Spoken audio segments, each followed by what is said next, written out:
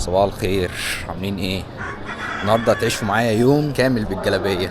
يلا بينا نروح نصلي نرجع نكمل.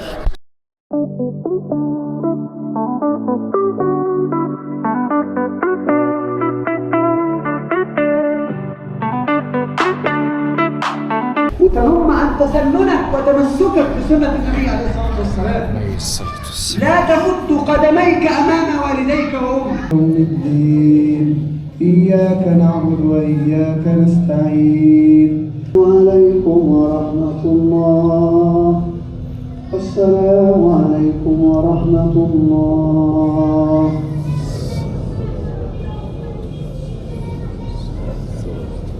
أو الآداب المهمة للوالدين بعد الوفاة. طبعا لا شك من حق الإنسان على المات يبدأ من لحظة خروج الروح. زي ما انتم شايفين انا كنت اصلي بس بالجلابيه وارجع بس لبس عادي، بس قررت لليوم كله بالجلابيه. بكره عندي امتحان، بكره عندي تاني امتحان في الجامعه. المفروض ان انا هنزل اطبع الملزمه. الموتوسيكل بتاعي بقاله شهر تقريبا ما اتغسلش، فهنروح المغسله نغسله بالجلابيه. فانا النهارده ان شاء الله هقضي اليوم كله بالجلابيه.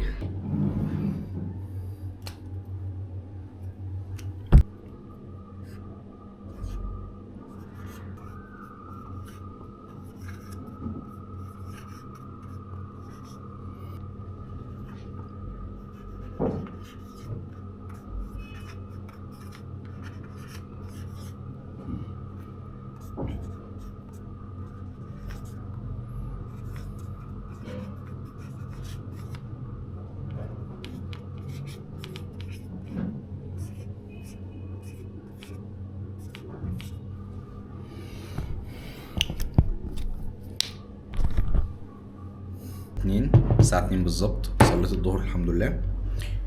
النهارده الجمعة فصلينا الجمعة مش الظهر، فالحمد لله. خلينا نشرب الشاي وبعد كده هنزل على طول ان شاء الله. عايز اطبع، عندي ملازم عايز اطبعها وعايز اغسل الموتوسيكل اللي بقاله شهر ما اتغسلش، واحتمال اذاكر تحت، يعني احتمال اقعد على الكافيه كده وابص على الملازم عشان الدنيا هنا في المنطقة دوشة شوية فما بعرفش اذاكر. عايز اجيب ايربودز، في ايربودز من انكر ممكن ابقى احط لكم صورتها هنا. اسمها A13i. خلينا نشرب الشاي واكمل البودكاست. اللي بتفرج على البودكاست بتاع واعي منزلين حلقة جديدة النهاردة عن صناع المحتوى. اخلص وننزل على طول.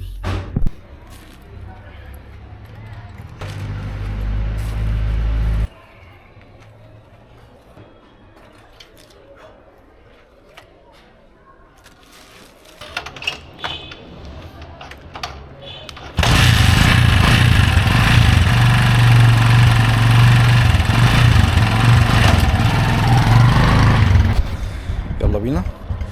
الاول عايز افك الكرسي عشان اشيل الكيس ده.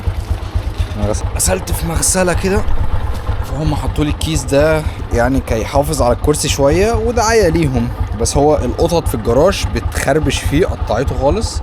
يعني بصوا القطط عامله ايه، يعني هم قطعوه جدا. فاحنا الكيس ده لازم نشيله ونرميه قبل ما نغسل الموتوسيكل.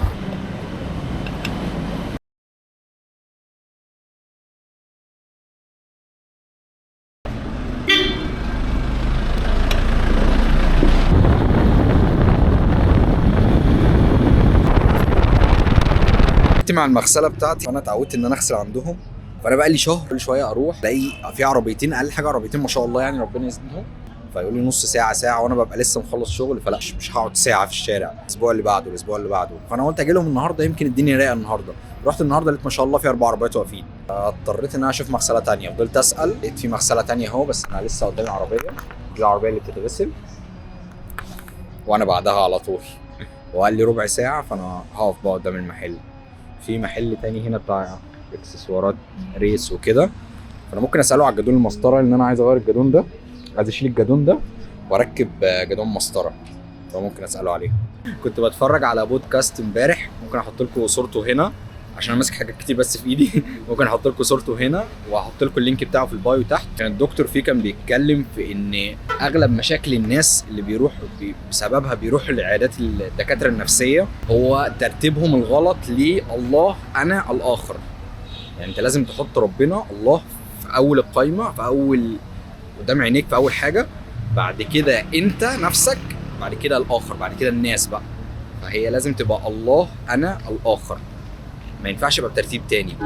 اغلب الناس بتبقى ماشياها انا الاخر الله، وفي ناس الاخر انا الله. ف طبعا انا مش بحكي الموضوع بالتفصيل، فانتوا لو عايزين تفهموا الموضوع بالتفصيل وازاي تخلوا ربنا في اولوياتكم هو اول حاجه قدام عينيكم وده الصح، لازم تسمعوا البودكاست. والله العظيم بجد جميل جدا وممتع جدا. انا غالبا هثبت صورته هنا عشان يتحفظ في عينيكم وتاخدوا اسم الدكتور، وهحط لكم اللينك تحت عشان تدوسوا على اللينك على طول وتروحوا له تتفرجوا عليه.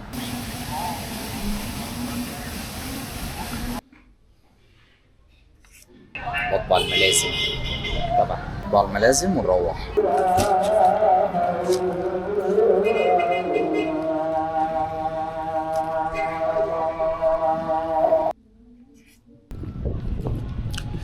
صورت الملازم، نطلع نذاكر.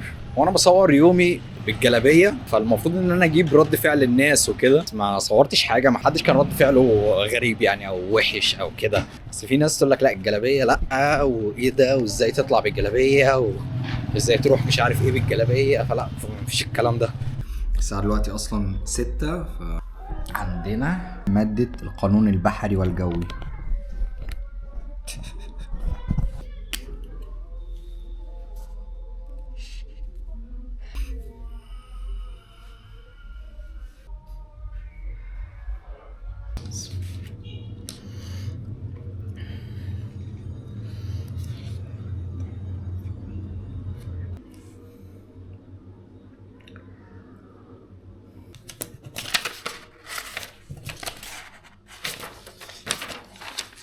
دلوقتي الساعة 8، فأنا تقريبا ذاكرت ساعتين.